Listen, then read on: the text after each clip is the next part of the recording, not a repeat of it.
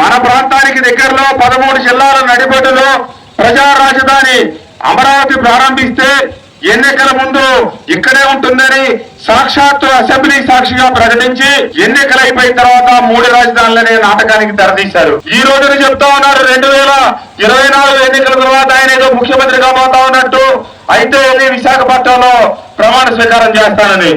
మరి మన ప్రాంతానికి సాగునీరు వచ్చే ప్రాజెక్టులు ఆపి, మన ప్రాంతానికి అభివృద్ధికి సంబంధించిన అమరావతి ఆపి, మన ప్రాంతానికి సంబంధించిన అన్ని గ్రామాలకు సంబంధించిన బిడ్డలు, భవన నిర్మాణ కార్మికులు అమరావతి వెళ్ళి ఉపాధి పొంది ఆ రోజు చేతి నిండా పని దొరికేది. అలాగే చదువుకున్న యువతకి ఉద్యోగాలు దొరికాయి. ముఖ్యమంత్రి గారు అనుకుంటా ఉన్నారు కేవలం మేట నడిపితే ఆ కుటుంబాలన్నీ బతుకుతా ఉన్నాయని. కేవలం ఈ సంక్షేమ పథకాలే ఈ పేద ప్రజలు ఆధారపడలేరనే విషయాన్ని ముఖ్యమంత్రి గారు గమనించలేకపోతా ఉన్నారు. మన మైలవరం, మన వసంత సైకిల్ గుర్తుకు ఓటేద్దాం. వసంత వెంకట కృష్ణ ప్రసాద్ గారిని గెలిపిద్దాం.